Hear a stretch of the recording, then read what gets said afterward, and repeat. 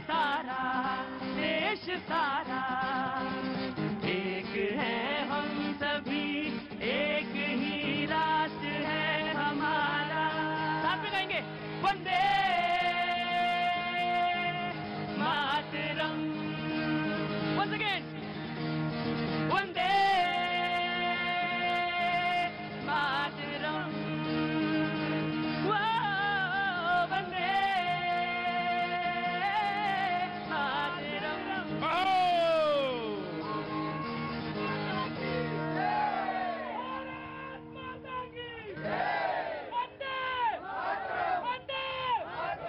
बहुत बहुत शुक्रिया, थैंक यू सो मच। बातचीत के सिलसिले को शुरू करने के लिए एक बार फिर से मैं आपके बीच में हाजिर हूं।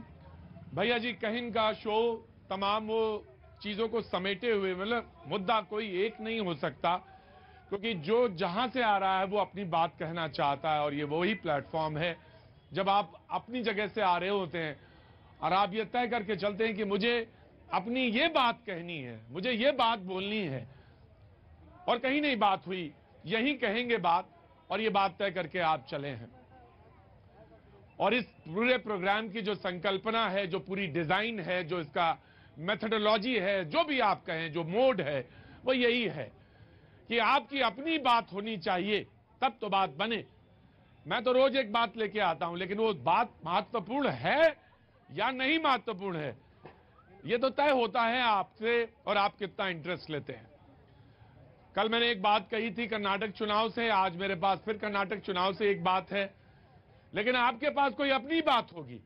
मिसाल के तौर पे आपको अपना चेहरा देखना है, हो सकता है, क्यों नहीं चाह रहा, अच्छा चेहरा देखना चाहिए, और जो अपना चेहरा नहीं देखता वो बेकार है। चेहरा तो जरूर देखना। कहां से आना हुआ आपका? यूपी से। यूपी? ओहो, यूपी तो यहाँ गाजियाबाद से शुरू हो जाता है, वो वहां तक यूपी रायबरेली। रायबरेली, रायबरेली बोलो ना, रायबरेली से हैं जी। कैसे आना हुआ इधर? स्टडी के लिए। स्टडी के लिए। शुरू हो गई या शुरू होने वाली हैं? शुरू हो गई। मन लगा के उसी में ध्यान लगाइए, और यहाँ बहुत कम आइएगा, कभी कभी आइएगा, बस जब मन हो कि चलो घूमने चलते हैं तो बस आइए, वैसे नहीं आने की जरूरत है ना? ठीक है, मैं आता हूँ, आपके पास आते हैं। आप कहाँ से? बंगाल से हैं? बंगाल दिखे? अच्छा, तो कहाँ से? बंगाल से। कोतही दिखे, कहाँ से हैं? आसनसोल। आसनसोल से। मैं आता हूँ आपके पास, रुकिए। जी बाबूजी नमस्ते। आगे आइए, पास आइए। अरे उतने पास में ना आ जाइए, मतलब इतनी दूर रहिए कि हमारी आपकी मोहब्बत बनी रहे। बस मोहब्बत में भी एक दूरी होती है, वो लाजिम है, उतनी होनी चाहिए। जी, तो कहाँ से आना हुआ? राजस्थान से। राजस्थान से। वो देख के ही लग गया था, बहुत कोई वाइब्रेंट जगह से आए। राजस्थान में कहाँ से आना हुआ? अलवर से। अलवर से। कुछ कहना है? आपका शो डेली देखता हूँ, बड़ा मजा आता है। आपका शो डेली देखता हूँ, बड़ा मजा आता है, और मुझे समझ में नहीं आता है इसमें मजा क्या आता है। मजा ये आता है कि ये विपक्ष जो है, एक भाई देखिए, हल्ला मचाएंगे तो फिर हम आपको ये कहेंगे कि बहुत सारी बाजार में बहुत सारी मोहब्बत की दुकानें खुली हैं, किसी भी मोहब्बत की दुकान को पकड़ लीजिए, शटर उठा लीजिए, वहां चले जाइए। जी बाबूजी, मजा क्या आता है शो में? विपक्ष के जितने भी बैठे हैं ना, हाँ, इनको या तो समझ नहीं है या ये झूठ बोल रहे हैं। विपक्ष वाले झूठ बोल रहे हैं। अब देश प्रगति पे है, अच्छा, अब वो लूट नहीं चलेगी जो पहले थी। जो पहले। अच्छा, पहले क्या लूट थी? क्या थोड़ा लूटा? पहले तो मुगलों ने लूटा, फिर अंग्रेजों ने लूटा, फिर इन परिवारवादों ने लूटा। वो नहीं चलेगा, ये परिवार वालों ने लूटा, ये नहीं चलेगा। मेरी 70 साल की उम्र है, मैं देख रहा हूँ, लालू को भी देखा, मुलायम को भी देखा, इनको सबको देख रहा हूँ, और मैं रथ यात्रा में भी गया हूँ। रथ यात्रा में भी गए? तो बाबूजी रुकिए, बाजी सत्यकाल कैसे, कहाँ से आना हुआ था? कश्मीर से हैं? तो उतनी दूर ना हुई, मोहब्बत पास आइए। कश्मीर में कहाँ से? वैली से हैं? श्रीनगर से। बहुत बहुत स्वागत है आपका, और बाजी आपको भी स्वागत करना चाहिए। पिछले 18 साल से हमारी यात्रा में हमारे साथ हैं, जहां जहां मैं जाता हूं वहां वहां मेरे पाजी जाते हैं, और हमारे दोनों का एक यही है, और मुझे बहुत अच्छा लगा। और मैं आपके श्रीनगर व गुरुद्वारे में मुझे लंगर चखने का भी मौका लगा है, और वो जब बाढ़ आई श्रीनगर में तो करीबन 1.5 महीने में वहां रहा। जी जी, तो मैं वहां पे मौजूद रहा और वहां लंगर भी चखा और काम करने और काम देखने का मौका लगा। जरूर आपसे बात करेंगे, आप जरूर कुछ बोलेंगे जरूर। आपका कहां से आना हुआ? दिल्ली से। आपको तो पहचानता हूँ, आपको तो ये कौन है? ये तो आते रहते। ये कौन है? मेरे घर वाले। मेरे घर वाले। अरे तो इतना बताने में शर्म क्यों है भाई? घर वाले तो आते हैं, अक्सर आते हैं। मैं तो आज ही आई। आप आज ही आई, तो इन्होंने बोला कि आज लेके चलते हैं। ये शो भी ऐसा ही है, डिजाइन किया हुआ कि घर वाली भी आ रही है, घर वाले भी आ रहे हैं। नमस्ते। कहाँ से आना हुआ साहब आपका? बिहार से हूँ। बिहार से, बहुत अच्छी बात। बिहार की भी बात करेंगे। आज जो मेहमान हैं उनसे भी हम पहले आपका तारुफ कराता हूँ। रितु चौधरी कांग्रेस का पक्ष रखने के लिए हमारे साथ मौजूद हैं। बहुत बहुत शुक्रिया, thank you so much Ritu. Rishabh Tiwari BJP का पक्ष रखने के लिए मौजूद है। विवेक श्रीवास्तव जी सीपीआई का पक्ष रखने के लिए मौजूद हैं। बहुत बहुत शुक्रिया, thank you so much. Fazil Ahmed sahab राजनीतिक विश्लेषक हमारे साथ मौजूद हैं। बहुत बहुत शुक्रिया, thank you so much. Hafiz Ghulam Sarwar sahab AIUMM से हमारे साथ मौजूद हैं। बहुत बहुत शुक्रिया, thank you so much. Arora ji भी चुपचाप बैठे रहते हैं, बोलते नहीं। कुछ लोग ऐसे भी हैं जो हमारे पैनल पे बोलते नहीं है। बहुत बहुत शुक्रिया, thank you so much. Shailendra ji हमारे साथ जुड़े हैं, बहुत बहुत शुक्रिया। आर्थिक मामलों के जानकार हैं और राजनीतिक विश्लेषक हैं। कल जब मैं डिबेट कर रहा था बाजी, तो डिबेट जब कर रहा था मैं आप ही की तरफ मुखातिब हो गया। इधर राजस्थान से भी लोग हैं, उधर श्रीनगर से भी आए हैं, इधर रायबरेली से भी हैं, इधर आसनसोल से भी हैं। पूरा हिंदुस्तान कुल मिला के जमा है। हाँ तुम्हारा तो मुझे मालूम, तुम्हारा नाम ना लेता तो मैं कैसे मानता। हरियाणा थमे रहना जरा थोड़ी देर, थोड़ा सा शो कर ले, उसके बाद ही अयोध्या से जय श्री राम डेट आ गई है, कब रखे जाएंगे रामलला वहां पे। जी जी, बहुत अच्छी बात है, बहुत बहुत शुक्रिया। तो कल जब मैं शो कर रहा था तो एक बयान था, प्रधानमंत्री की तुलना जो थी वो जहरीले सांप से की और मैंने शो किया। जी, कहा वो जहरीला सांप। बड़ी भर्त्सना हुई, मजम्मत हुई, बड़ी मजम्मत थी शो में। लेकिन जवाब उधर से आज आया बीजेपी की तरफ से, बोले कि सोनिया गांधी जो है वो विषकन्या है।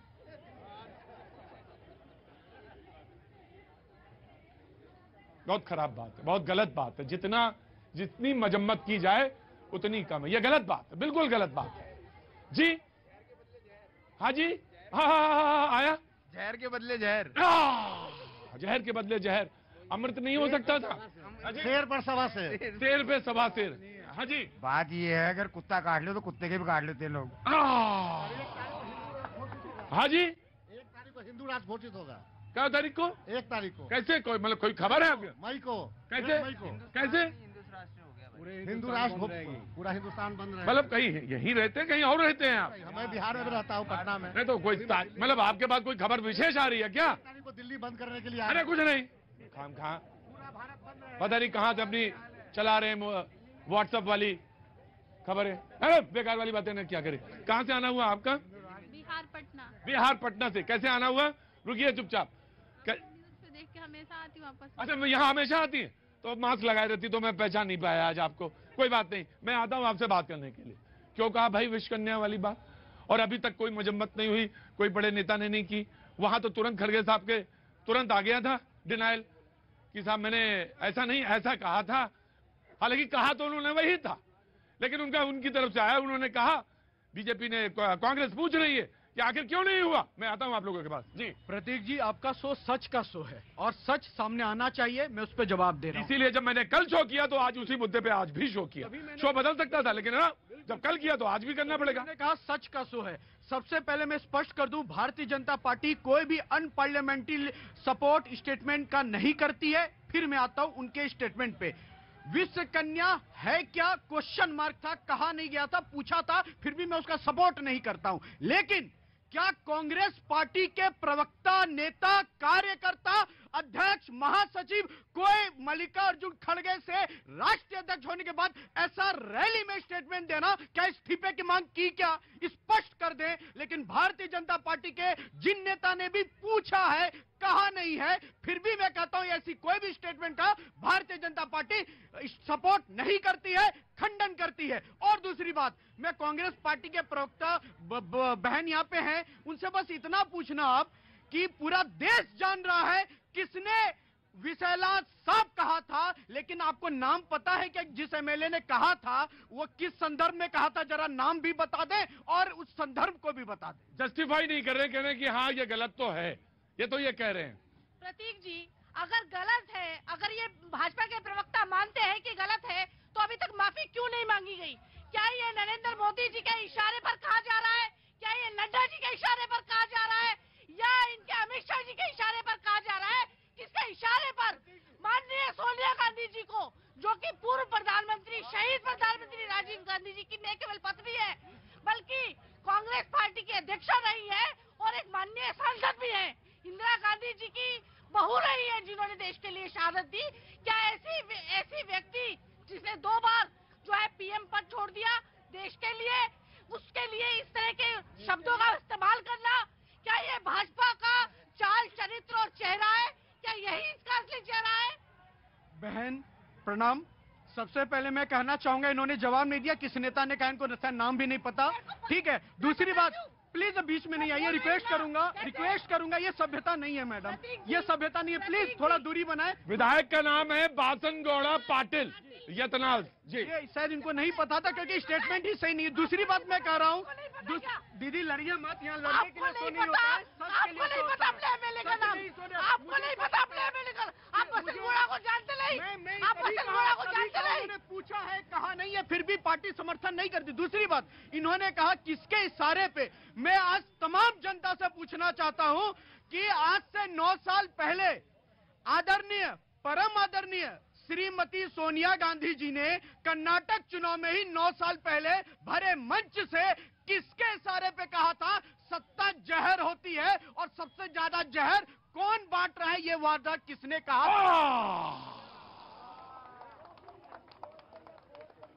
जन्म कुंडली जानते हो? नहीं जानते जन्म कुंडली। Hi, hello, from where you are? Australia. Enjoy, enjoy.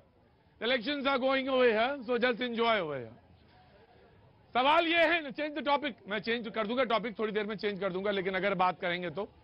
लेकिन सवाल, आप अपना सवाल पूछिएगा, निश्चित तौर से अपना सवाल पूछिए, मैं आप टॉपिक भी बदल जाएगा, बात भी बदल जाएगी। इन्होंने कहा कि क्या कहा था 7 साल पहले, 9 साल पहले, वो याद है आपको? और मैंने कहा कि जन्म कुंडलियां खुल रही हैं लोगों की, जन्म कुंडलियां खुल रही हैं जी, 1 by 1 आ रहा हूं जी। जन्म कुंडली जो इस देश की रही है पिछले 70 सालों में, उसमें ऑपोजिशन और सरकार ने हमेशा एक दूसरे का सम्मान किया है। पीवी नरसिम्हा राव जब प्रधानमंत्री थे इस देश के, तो हमारे देश में यूनाइटेड नेशंस में उन्होंने अटल बिहारी वाजपेयी को भेजा, जो विपक्ष के नेता थे। ये इस देश का कैरेक्टर रहा है। उसके बाद राजीव गांधी के समय में, जब अटल बिहारी वाजपेयी बहुत बीमार हो गए, किडनियां खराब हो गई, और उनके पास भी पैसा नहीं था 2 नंबरी, जो आजकल भाजपाइयों के पास है। ये गलत है, ये आपके कान में आके बोले थे मेरे पास 2 नंबरी है, 2 नंबरी है। जब नहीं था उनके पास पैसा, तो उस समय के प्रधानमंत्री राजीव गांधी ने खर्चे पे श्री अटल बिहारी वाजपेयी को विदेश भेजा, इलाज करवाया। ये वो सम्मान था जो सरकार विपक्ष को देती थी और विपक्ष सरकार को देता था।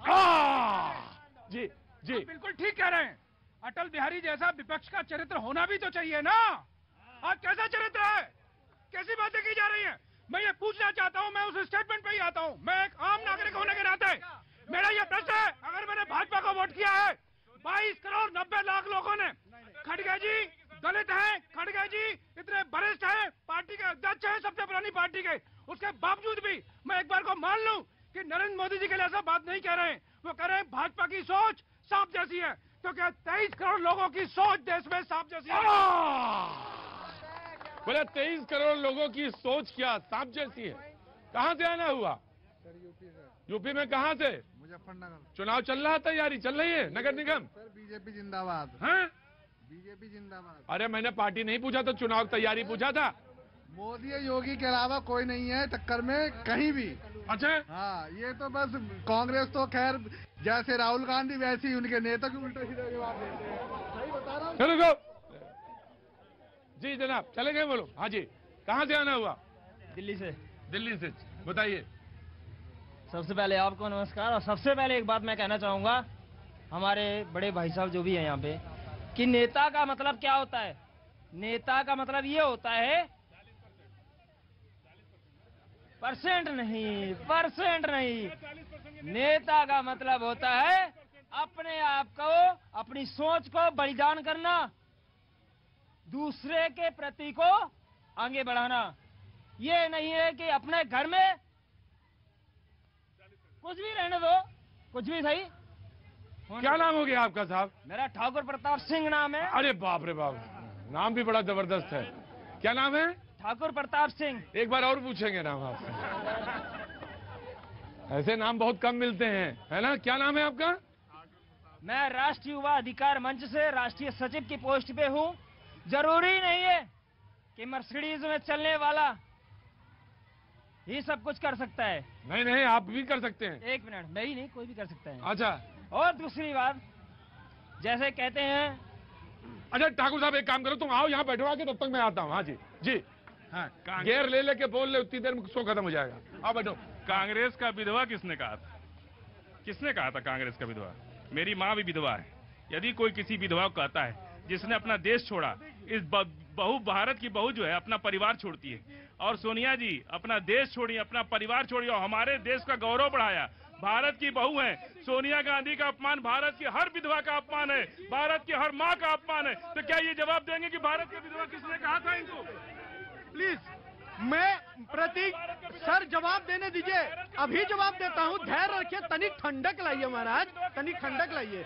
मुझे पता था ये विषय आएगा, इसीलिए आज भैया जी कहन में एक हिस्ट्री लिखने जा रहा है, जो ये कांग्रेस और विपक्षी हमेशा इस स्टेटमेंट को लेकर रोना रोते हैं। स्पष्ट करता हूँ, जयपुर की रैली, 5-6 साल पुराना इतिहास, मोदी जी ने सरे मंच से क्या कहा था मैं बता रहा हूँ। कांग्रेस के राज में जो बेटी जन्म भी नहीं ली, उसके नाम पे राशि निकलता था, उसे मार भी दिया जाता था और उसे विधवा भी कर दिया जाता था। वो कौन सा विधवा है ये कहा था, न कि किसी कांग्रेसी पे आलोचना की थी। गलत आरोप नहीं लगाए, गलत आरोप बर्दाश्त नहीं करेंगे। हर विधवा का अपमान है, भारत की हर माँ का अपमान है, भारत की हर माँ का अपमान है, भारत की हर विधवा का अपमान है। राशि तो अभी भी निकल रही है, गांव में शौचालय नहीं बने, उनके नाम पे राशियां निकल रही है। पहले तो कांग्रेस की सरकार में आम आदमी तक पैसा पहुंचता था, अब तो कागजों पे पैसा जब्त हो रहा है, जमा हो रहा है पूंजीपतियों के लिए।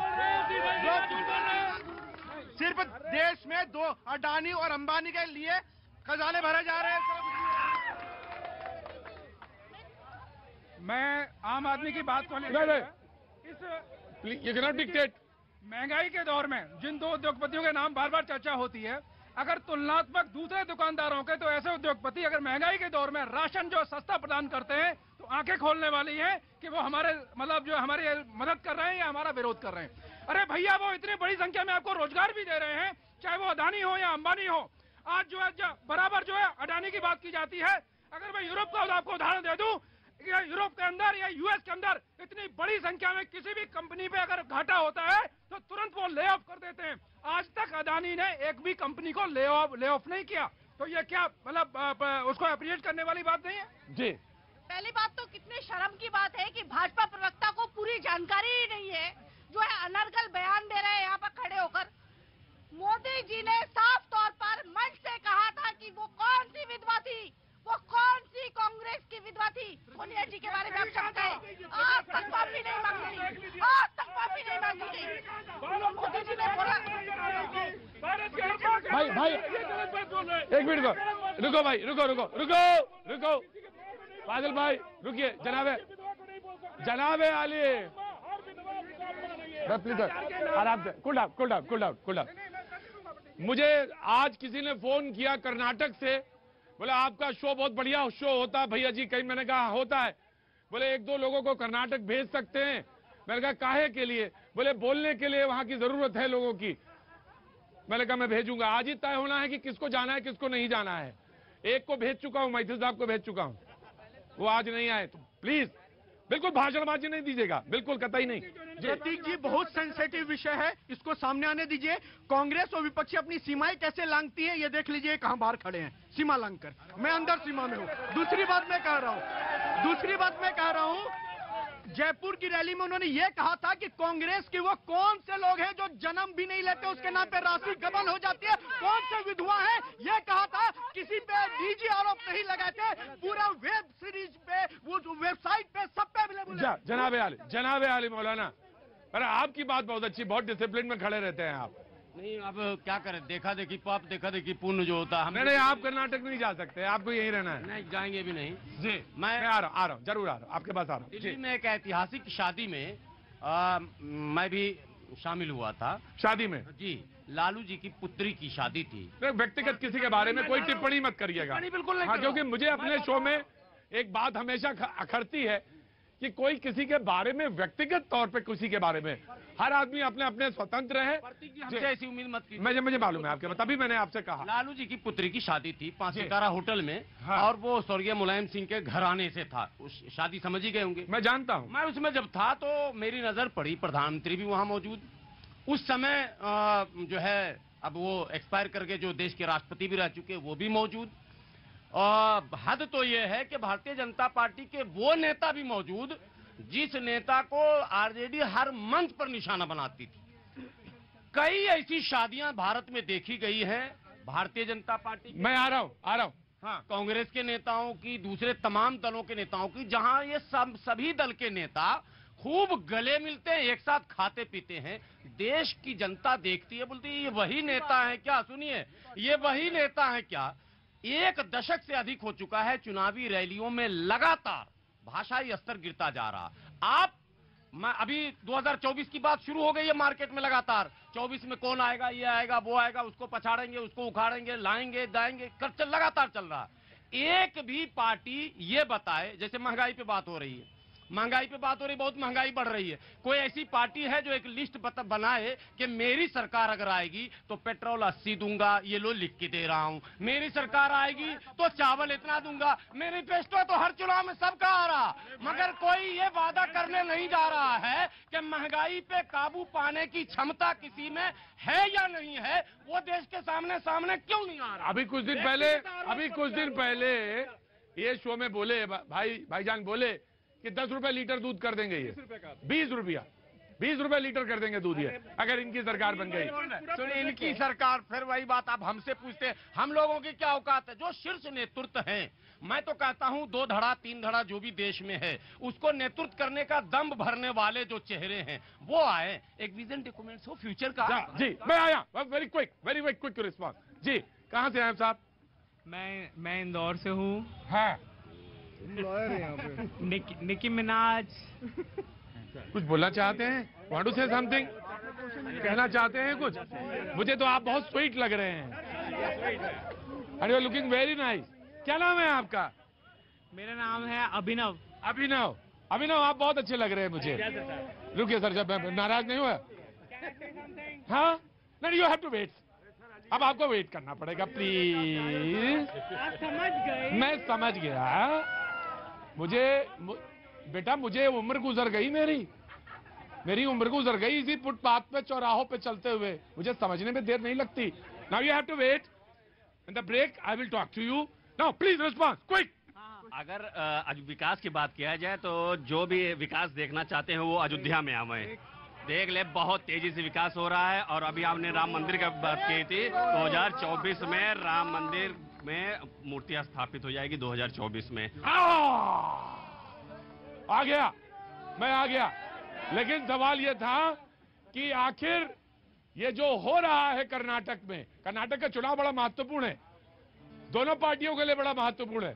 क्यों है ये मैं बता सकता हूं। एक के लिए जीतना 100% जरूरी है। अगर ये नहीं आया हाथ में तो बहुत मुश्किल फंस जाएगी। और एक के लिए वो दक्षिण का द्वार है, खुल गया तो चकाचक है, खुल गया तो चकाचक है। आप समझ गए। वक्त छोड़ दे, ब्रेक का पारी आया। वंदे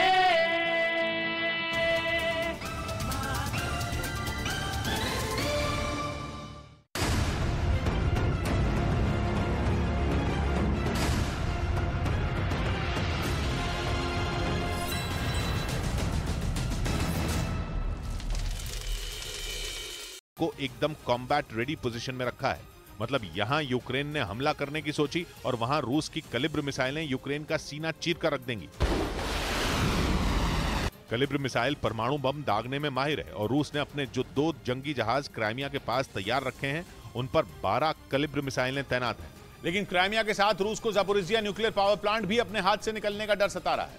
ब्रिटेन के रक्षा मंत्रालय ने दावा किया कि यूक्रेन की सेना के हमले के डर से रूस ने न्यूक्लियर प्लांट को छावनी में तब्दील कर दिया है, जिसकी एक सैटेलाइट तस्वीर भी सामने आई, जिसमें पावर प्लांट की छत पर बंकर बने नजर आए। ये तस्वीर ब्रिटेन के रक्षा मंत्रालय ने जारी की और दावा किया कि रूस को इस बात का डर सताने लगा है कि यूक्रेन जल्द ही जापोरिजिया न्यूक्लियर पावर प्लांट पर कोई बड़ा हमला कर सकता है, क्योंकि यूक्रेन की जंग पर नजर रख रहे अमेरिका के संगठन institute for the study of war ने दावा किया कि जेलेंस्की की सेना खैरसॉन के कई इलाकों में पकड़ मजबूत कर चुकी है। आशंका यह भी जताई जा रही है कि यूक्रेन की सेना खैरसॉन के दक्षिण में मौजूद क्राइमिया पर हमला बोलेगी, लेकिन जापोरिजिया में रूस की तैयारियां कुछ और ही इशारा कर रही हैं, क्योंकि सामने आई सैटेलाइट तस्वीर में देखा जा सकता है कि रूस की सेना ने जापोरिजिया न्यूक्लियर पावर प्लांट की छत पर रेत की बोरियां बिछा दी हैं ताकि दुश्मन के हमलों से बचते हुए उसके खिलाफ वार किया जा सके, क्योंकि दावा यह है कि Zelensky Zaporizhzhia nuclear power plant को किसी भी हालत में रूस के पंजे से निकालना चाहते हैं, जिसकी वजह यह है कि जापोरिजिया यूरोप का सबसे बड़ा न्यूक्लियर पावर प्लांट है। यूक्रेन की करीब 20% बिजली सप्लाई यहीं से होती है,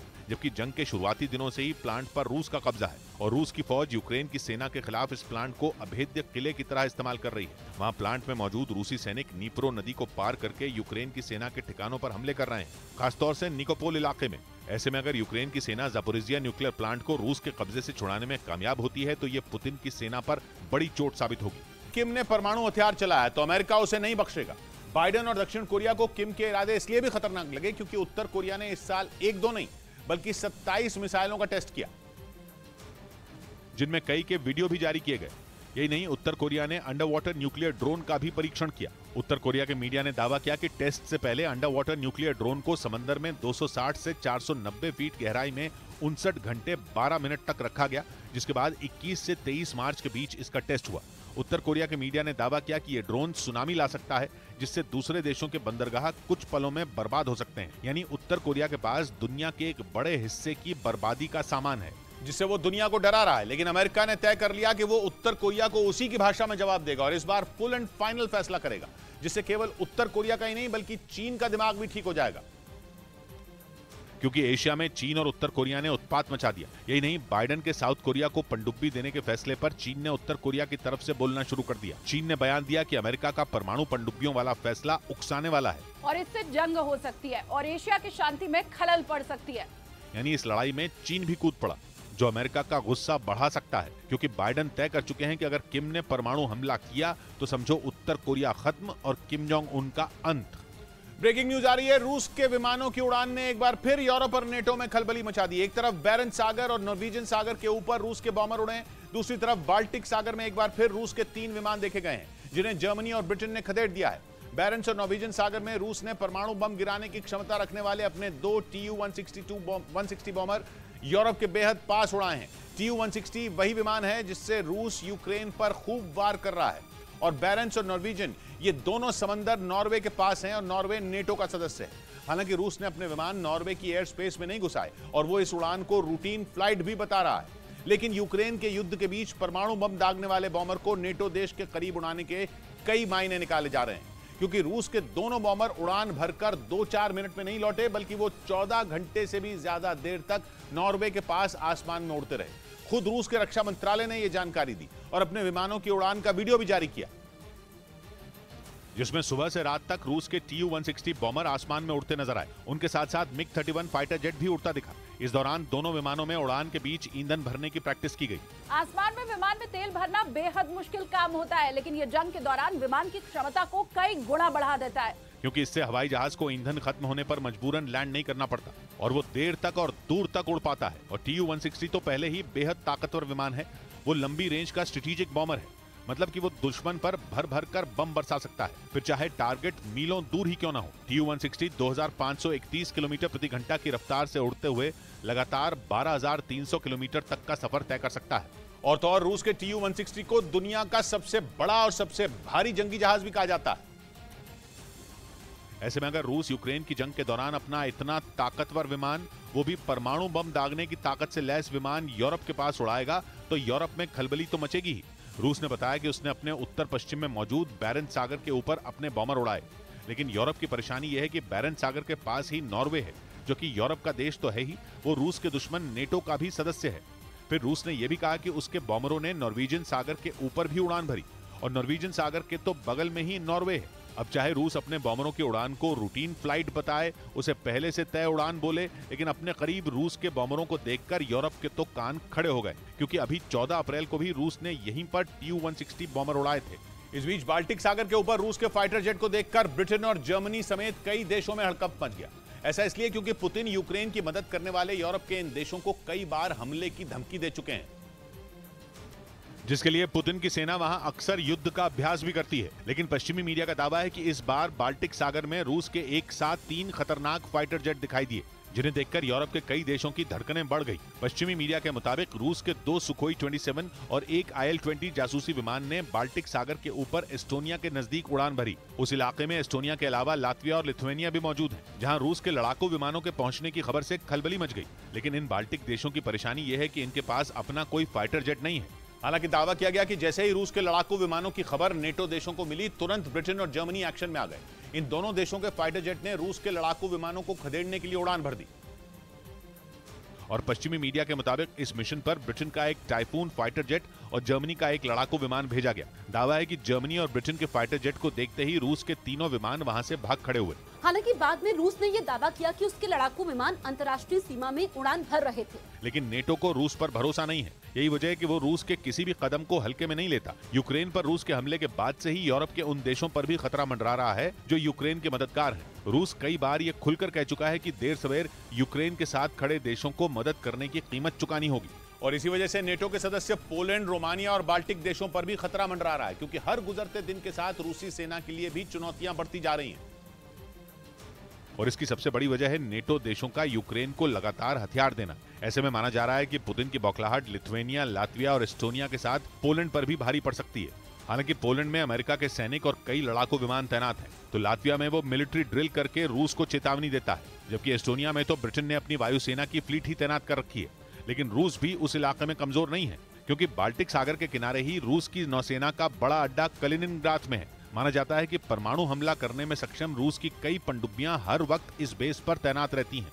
उधर जंग के बीच यूक्रेन के राष्ट्रपति जेलेंस्की और चीन के राष्ट्रपति शी जिनपिंग के बीच फोन पर हुई बातचीत का रूस ने स्वागत किया। एक रोज पहले ही जेलेंस्की और शी जिनपिंग के बीच बातचीत हुई, जिस पर रूस की प्रतिक्रिया सामने आई। रूस ने दोनों के बीच हुई बातचीत पर खुशी जताई। रूस के मुताबिक वो जंग को खत्म करने के लिए की गई किसी भी पहल के साथ है। इससे पहले चीन के राष्ट्रपति ने पिछले महीने मॉस्को का भी दौरा किया था, जहां उन्होंने पुतिन से भी जंग के मुद्दे पर बात की थी। ब्रेकिंग न्यूज आ रही है, यूक्रेन से कुछ सैटेलाइट तस्वीरें सामने आई हैं, जिनमें रूस की तरफ से यूक्रेन से बचने का तगड़ा बंदोबस्त नजर आ रहा है। सैटेलाइट तस्वीरों में जमीन पर कंक्रीट के लंबे चौड़े बैरिकेड और छिपकर वार करने के लिए बनाए गए गड्ढे नजर आ रहे हैं।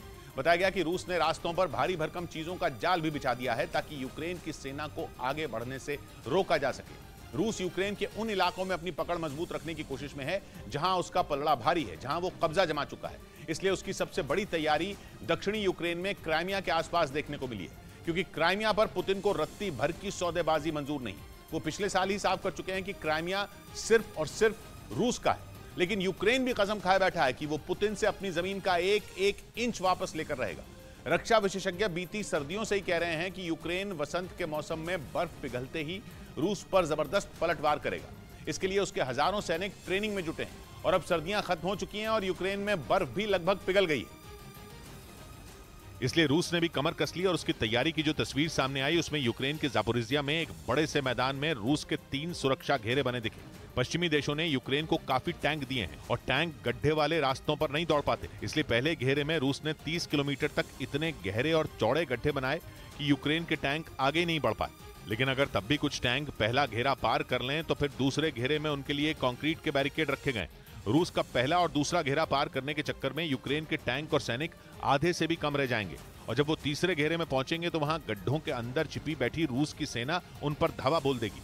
यानी रूस की तैयारी तगड़ी है, और इतनी तगड़ी तैयारी एक दिन में या एक महीने में नहीं हुई है, बल्कि बताया गया कि रूस कम से कम 5 महीनों से यूक्रेन से निपटने की प्लानिंग में लगा है, क्योंकि तब रूस को यूक्रेन के हाथों करारी हार का सामना करना पड़ा था। बताया गया कि रूस की तैयारी पिछले साल नवंबर के बाद शुरू हुई थी। पिछले साल नवंबर में यूक्रेन की सेना ने दक्षिण में बसे खैरसोन पर इतना तगड़ा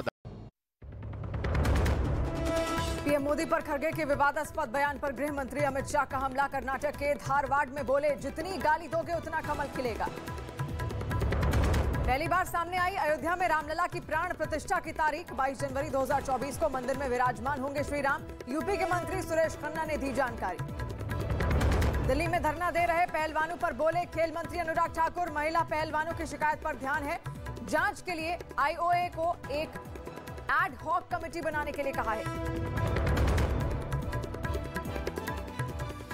दूसरी बात यह कि अगर दक्षिणी यूक्रेन को ज़ेलेंस्की की फौज ने अपनी मुट्ठी में कर लिया तो क्राइमिया भी उसकी तोपों की रेंज में आ सकता है। यानी दक्षिणी यूक्रेन ज़ेलेंस्की के लिए क्राइमिया में घुसने का रास्ता है, और क्राइमिया यूक्रेन का वो हिस्सा है जिस पर पुतिन ने 2014 में ही कब्जा कर लिया था, और तब से वहां पुतिन का ही राज है।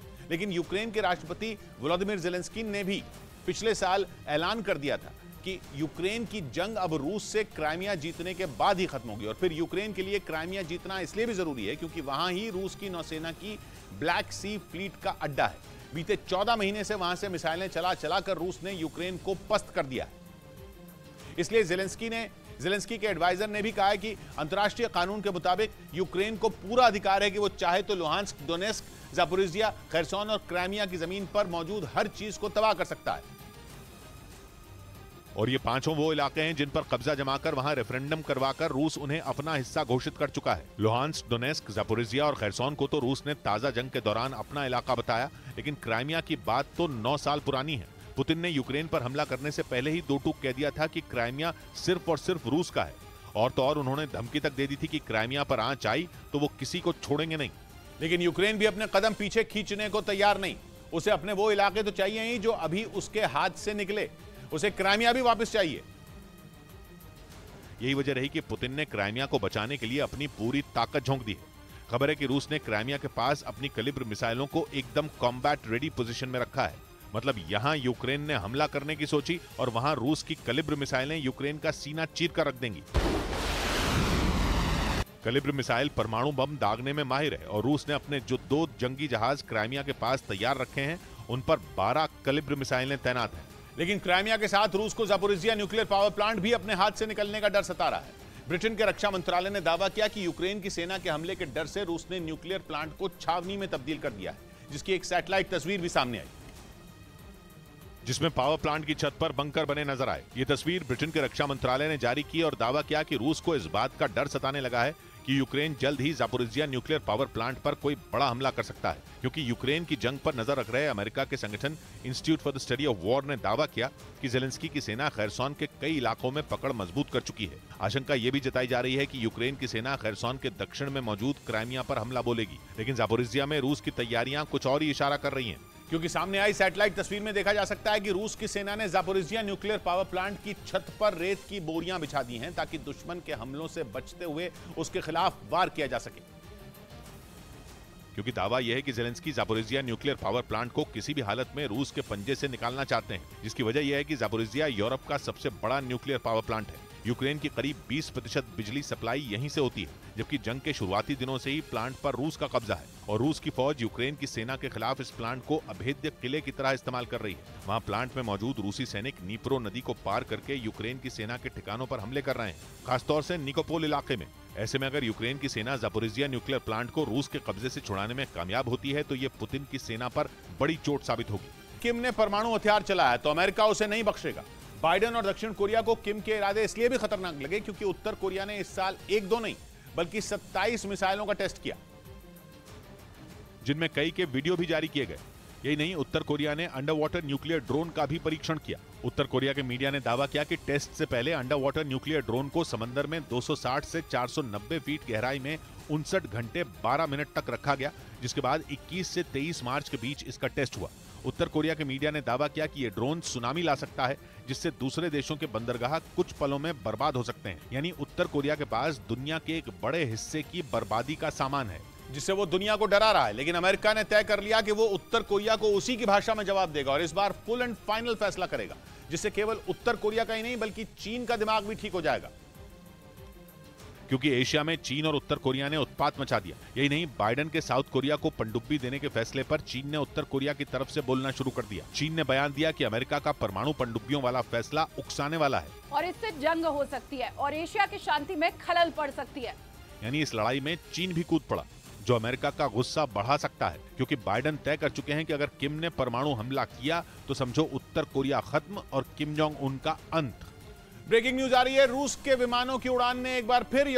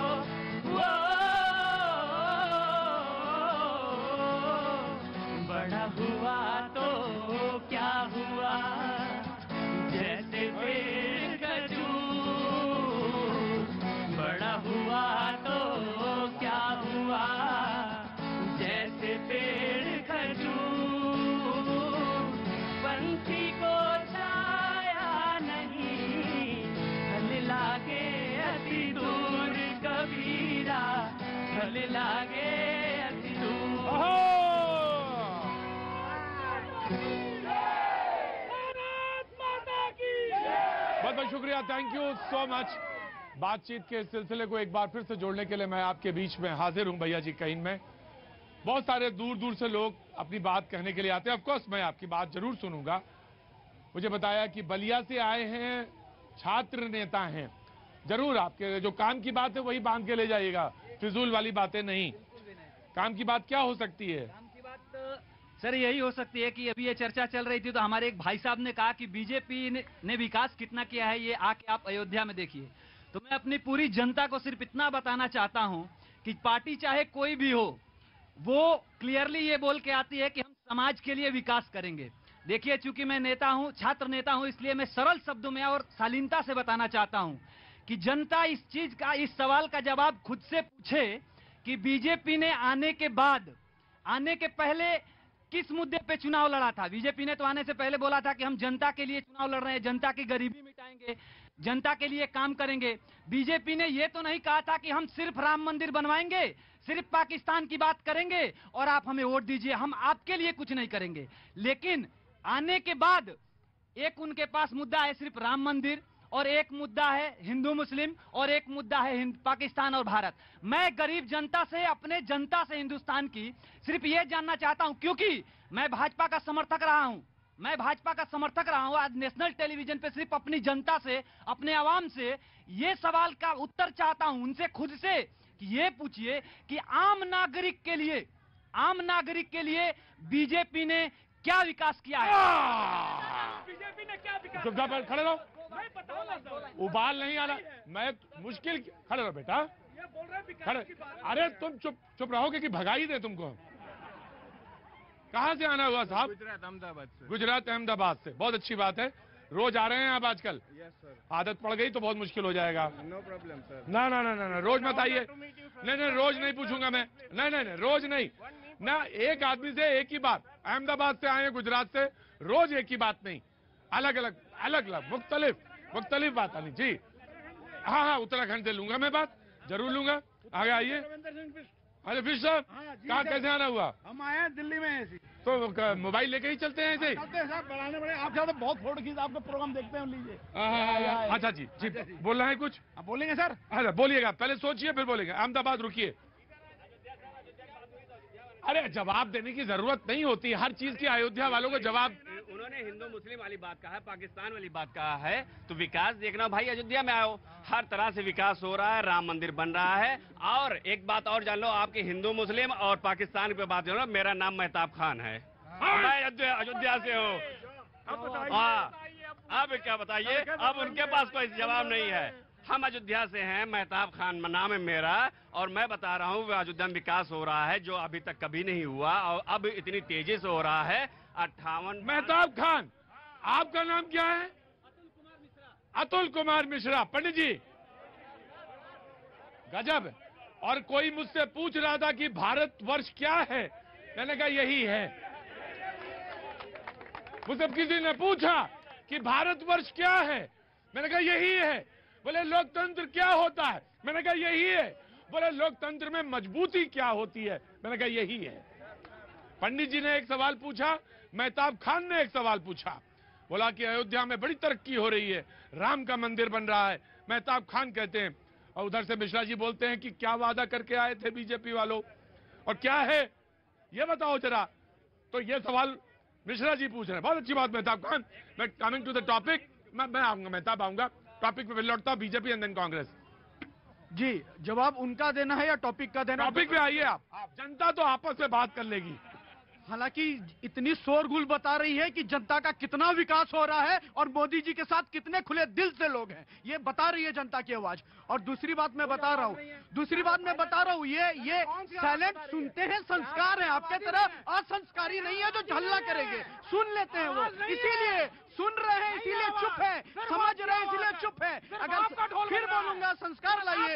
दूसरी बात मैं बता रहा हूँ आपको, स्पष्ट रैली चलेगी, जनता हमें प्यार करेगी तो हमारी नहीं चलेगी तो आपकी चलेगी, हमारी नहीं चलेगी तो आपकी चलेगी। जरा रैली कीजिए, 10 भीड़ जमा नहीं होते, सीट जीरो हो गए आपके। अब मैं आता हूँ मुद्दे पे, प्रतीक जी। आ रहा हूँ बिश जी, आ रहा हूँ बिश जी। आपसे जो सीख के जाएगा वो छात्र नेता जो बलिया का आया है मिश्रा जी, कि वो ये कि कैसे सब्र रखना चाहिए। मैं जरूर, क्या हुआ आपको? भाई मेरे को कल कुत्ते ने काट लिया। कुत्ते ने काट लिया और ये घटनाएं लगातार बढ़ रही। मैं शो में रोज बात करता हूँ, आज ही नहीं बोला था सिर्फ। मैं जो मादीपुर पश्चिम बिहार में बालाजी हॉस्पिटल में वहाँ गया, उन्होंने मुझे 7,000 का बिल थमा दिया मेरे हाथ में कि जी आपको इंजेक्शन जब लगेगा, पहले काउंटर इंजेक्शन लगवाया कि नहीं लगवाया? अभी लगवाया मैंने, मगर फिर मैं बाहर आया। हॉस्पिटल में था इंजेक्शन की नहीं था? नहीं था, हॉस्पिटल में नहीं था। उन्होंने कहा ये लगेगा, मतलब बहुत सारी बातें बना दी उन्होंने। ये कुत्ते काटने की जो घटनाएं लगातार हो रही हैं, देश में बढ़ रही हैं, इस पे जरूर गौर होना चाहिए। Very quick response. Prateek ji, मैं एक विषय बिल्कुल यहाँ पे रख दूं क्योंकि आपका देश, पूरा देश देख रहा है ये शो। जहां तक जनता की विकास की बात है, इस पालिका बाजार के पास ही जितने रेहड़ी ठेली वाले हैं उनको पेंशन देने की भी किसी ने चिंता की तो इस नरेंद्र मोदी सरकार ने की। गांव में बैठी एक बुनकर समाज की महिला आज डिजिटल प्लेटफॉर्म में अपने बांस की सूत को बेच पा रही है तो नरेंद्र मोदी सरकार ने की। 2 एम्स से 16 एम्स नरेंद्र मोदी ने दिया। उसके बाद झारखंड के सबसे पिछड़े जिले से आता हूं, गोड्डा से, 70 साल के बाद पहली बार रेलवे लाइन गया मोदी जी के सरकार। ऋतु 2 मिनट वेट, मैं नॉर्थ ईस्ट वाले से लेके इधर आता हूँ जी। नॉर्थ ईस्ट से आए हैं, क्या नाम है साहब आपका? मेरा नाम राम चक्रवर्ती है। राम चक्रवर्ती जी, जी बोलिए साहब। प्रतीक जी, पहले आपको नमस्ते करता हूँ। सबसे बड़ा बात है, नॉर्थ ईस्ट का ही एक छोटा सा स्टेट है त्रिपुरा। त्रिपुरा है, मैं जानता हूँ। अगरतला। तो मैं आप अगरतला से हैं? हाँ, अगरतला से हूँ। मैं डिफरेंस बता रहा हूँ लास्ट 70 ईयर्स और अभी का सिचुएशन ट्रूली बोल रहा हूँ मैं। पहले जो जमाना था, जो डेवलपमेंट हुआ कांग्रेस और वामपंथियों ने, जो स्पेशली वामपंथियों ने 25 ईयर्स शासन किया वहां पे, फिर कांग्रेस 65 ईयर्स 70 ईयर्स उन्होंने किया। डेवलपमेंट उस वक्त हुआ था क्या? Lenin Sarani, Stalin Sarani, Nehru road, Indira market, ये सब डेवलपमेंट हुआ। और अभी जो डेवलपमेंट हो रहा है, हर महीने 4 मिनिस्टर MP जा रहा है वहां पे विजिट करने के लिए। त्रिपुरा में अगरतला में रेलवे स्टेशन, ब्रॉडगेज लाइन को भी हम लोग सोच नहीं सकता। आज राजधानी एक्सप्रेस जा रहा है, international airport. Not only Tripura Agartala, आप मिजोरम, मणिपुर जो हिली एरिया है, जिस तरह का रेल लाइन वहां पे बिछा दिया, कोई बोलता ही नहीं है। ये डेवलपमेंट नहीं है क्या? जो रिप्रेजेंटेटिव यहाँ पे जाते हैं, जो MP वगैरह जाते हैं, सबका साथ जो कनेक्ट। लेफ्ट वाले बोलेंगे। त्रिपुरा में उन्होंने बोला कि सरकारें रही, लेकिन देखिए क्या किया इन्होंने। अगर प्रेम नहीं होता पब्लिक का तो 25 साल तक सत्ता में ना रहते, 35 साल बंगाल में ना रहते, UPA को समर्थन ना देते, पब्लिक का प्रेम था। और फिर आएंगे आप महंगाई के वादे पे आए थे, डेवलपमेंट के मुद्दे पे आए थे, वो मिश्रा लड़के ने बिल्कुल सही कहा है। आज आप सिर्फ राम मंदिर डेवलपमेंट है, राम मंदिर आस्था है, राम हमारे पूजनीय है, लेकिन डेवलपमेंट का मतलब कम फीस स्कूल की हो, कॉलेज की फीस कम हो, अगर इलाज कराने जाएं तो सस्ते में हो। ये नहीं कि कुछ इंश्योरेंस, सरकारी अस्पतालों की स्थिति बेहतर करो। स्कूल का टीचर जो सरकारी स्कूल में है बढ़िया पढ़ाए।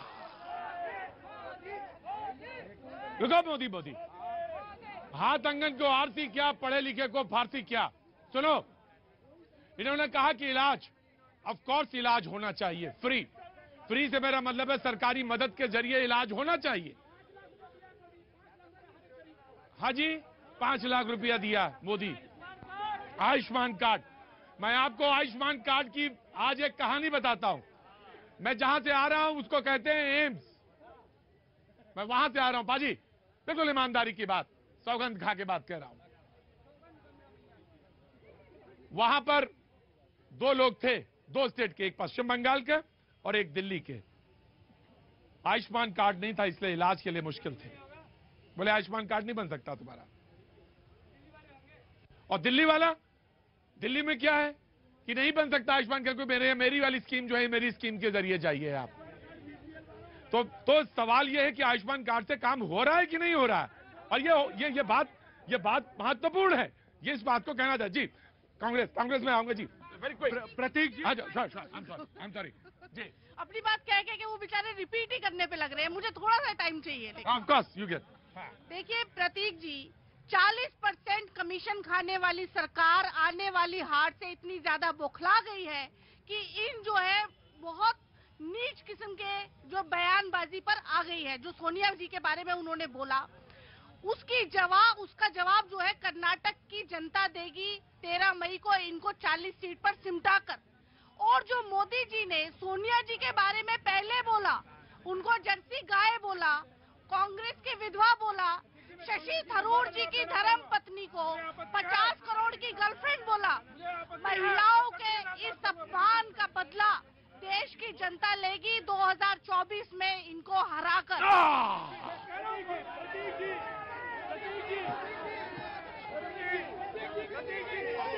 मुंगेरी लाल के हसीन सपने हैं ये, मुंगेरी लाल के हसीन सपने, कांग्रेस की जीत। ऐसा लगता है आपको? कहाँ से हैं आप? मैं तो बेसिकली बिहार का रहने वाला। और आप कहाँ से हैं साहब? इलाहाबाद। अरे भाई इलाहाबाद का नाम ना लो यार, प्रयागराज का नाम ना लो। लीजिए, of course you will respond. Prateek ji, Mahabharat का एक प्रसंग मुझे याद आता है। अश्वत्थामा मारा गया, उसके बाद जो है संग बजा दिया कौन, तो यही ये कर रहे हैं। प्रसंग क्या था? रुकिए एक मिनट, प्रसंग क्या था? विधवाओं की पेंशन की बात हो रही थी और मुद्दा था भ्रष्टाचार का। तो प्रधानमंत्री कहते हैं कि कांग्रेस की राज्य में जो विधवाएं कर दी जाती थी, जो पैदा ही नहीं होती थी, जो है, तो ऐसा भ्रष्टाचार पर बात करना कोई गुनाह है क्या? तो आपने लोगों को विधवा बनाया है जो पैदा ही नहीं हुए थे।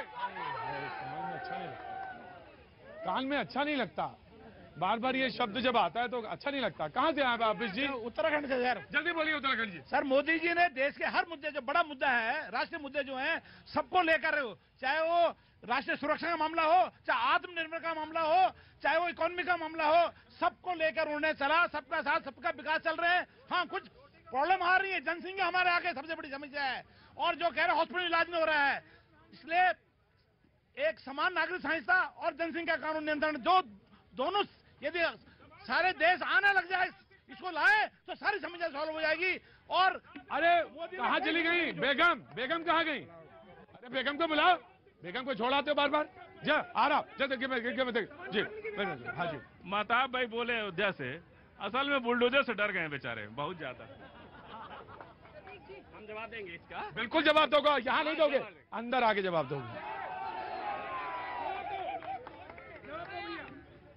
बुलडोजर से मैं नहीं डरता। नाम क्या? बहुत बड़े बड़े बुलडोजर देखे हैं और लगभग 10 बुलडोजर इस समय खड़े हैं अयोध्या में, डरते नहीं हैं। और उसके बाद नहीं है, अब आप सुनेंगे। सुनिए, अभी महापौर का वहां चुनाव हो रहा है। इससे पहले भी भाजपा जीती है और इस बार भी भाजपा जीतेगी, और उसका प्रचार मैं स्वयं करूंगा। और उस प्रत्याशी का नाम भी बता दो, महंत गिरीशपति त्रिपाठी। अपनी बात करो। उन्होंने कहा कि आप बुलडोजर से डर गए। महताब भाई महंत जी का सपोर्ट कर रहे हैं, ये नहीं सुन रहे हैं? ये भी तो देखिए, कभी भी जनता को चैलेंज मत करिएगा। जनता को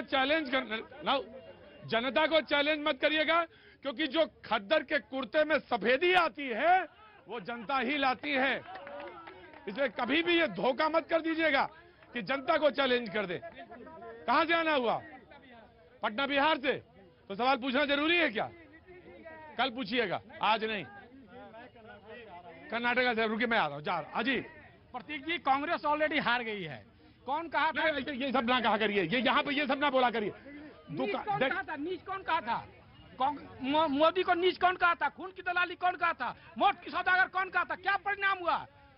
कांग्रेस ऑलरेडी हार चुकी है, बौखला गई, इसीलिए ये सब स्टेटमेंट दे रही है। Congress now is finished. Congress is not finish. Congress is not finish. अरे ऐसा ना बोला करो अंग्रेजी, हम घबरा जाते। जनाब, मेरे एक रिक्वेस्ट है, आपने जो सम्मानित जो लोग हैं इनसे एक रिक्वेस्ट है कि कोई बात इतना सब चला रहे हैं, कुछ देश के मुद्दे उठाइए, देश हित के मुद्दे उठाइए। इन्होंने कहा था शिक्षा का, एक दिन मंगलवार को एक हमारे भाई ने कहा था कि हमारे यहाँ पे जो अपना रिजर्वेशन है उसके ऊपर देखिए, रिजर्वेशन किस लिए चाहिए? अगर सब लोगों को समान शिक्षा मिले और उनको मेडिकल फ्री मिले तो ये रिजर्वेशन की जरूरत नहीं है। हम जो देश के मुद्दे हैं, देश के हित के मुद्दे हैं, उनको उठाते नहीं है। यहाँ पे चिल्ला चिल्ली करके पार्टियों से क्या पैदा मिले? ये चिल्ला चिल्ली करते हैं भाई। एक मिनट सर, असेंबली की बात यहाँ कर रहे हैं आप लोग। और मैं आपका परिचय नहीं जानता भाई। डॉक्टर दुआ बोल रहा हूँ, ऑल इंडिया ह्यूमन राइट्स का राष्ट्रीय अध्यक्ष हूँ मैं। अच्छा, तो मैं आपको आज मैं पहली बार दुआ साहब मैंने पहली बार आपको भी देखा और का मामला हो रहा है। नहीं दुआ साहब क्योंकि मैंने रिंग में आपको देखा पहली बार है अभी। आमंत्रण था नहीं, निमंत्रण था नहीं, तो मैं आपसे जानना चाहता हूँ। जी बोलिए। जरूर। मैं डॉक्टर दुआ, मैं all India human rights association का राष्ट्रीय अध्यक्ष हूँ, रिफॉर्मर हूँ और एक all India human rights national party का भी अध्यक्ष हूँ। 25 मतलब आप बहुत बड़े आदमी हैं। फिर ऐसा करिए, कल बुलाता हूँ आपको, कल बुलाता हूँ। जी जी। अरे जब इतना बड़ा परिचय है तो मैं कल बुलाऊंगा, आज क्यों आप आएंगे? हाँ, 80 साल से ऊपर का बहुत मुश्किल से आ पाया हूँ। मुझे सभी नेताओं से कुछ कहना है। ह्यूमन राइट्स वाले सुनेंगे, क्या कहना है? नेताओं से कुछ कहना है। पहला चीज तो सब महंगाई की बात करते हैं। मैं कहता हूँ आबादी 47 में 32 करोड़ थी, आज 142 हो गई। जनता भी गुनाहगार है, नेता सब गुनाहगार हैं। और दूसरे नेताओं से कहता हूँ कि कांग्रेस के समय में गिरधर गोमांगो जो एमपी था, बगैर एमपी से इस्तीफा दिए उड़ीसा का मुख्यमंत्री बन गया और बगैर मुख्यमंत्री का इस्तीफा दिए लोकसभा में 1 वोट से गिराने आ गया। ये भाजपा और कांग्रेस क्या कर रही थी? और सारी पार्टी नालायक है। 1 वोट से सरकार गिरी, वो भी गिरधर गोमांगो से। हमारे 1 वोट मिलता है, 1 राशन कार्ड है, इनको 4 2 लोकसभा 2 विधानसभा कैसे लड़ रहे थे? मैं चुनाव आयोग से बहुत चिट्ठियां लिखता हूँ। मैं वेंकट चले आयोग में भी गया, मैंने कहा नोटा का बटन चाहिए। पहले तो सब कहते थे एक सांपला थे कि ना किसको वोट दे। मैंने कहा तुम क्या नाम है बाबूजी? क्या नाम है? गिरधारी लाल अग्रवाल। क्या नाम है? गिरधारी लाल। आपको उम्र क्या हो गई? 80 साल। 80 साल उम्र हो गई। मैंने इसलिए आपसे कहा था कि जी सिस्टम तो जरूर चाहिए, ऐसा सिस्टम चाहिए जिसमें तमाम सारे लोग, रुको भाई, तमाम सारे लोग अपनी बात कहना चाहते हैं। जरूर मैं आपकी बात सुनूंगा, कल मैं बुलाऊंगा आपको। जी, मैं जनसंख्या नियंत्रण पर बात करना चाहता हूं। आपको बहुत बहुत बधाई, पूरे देश को बधाई। सुबह से लेकर दोपहर तक, दोपहर से लेकर शाम तक, शाम से लेकर पूरी रात तक हम लोग स्वर्ण पदक जीतने में कामयाब हुए, चाइना से आगे हो गए।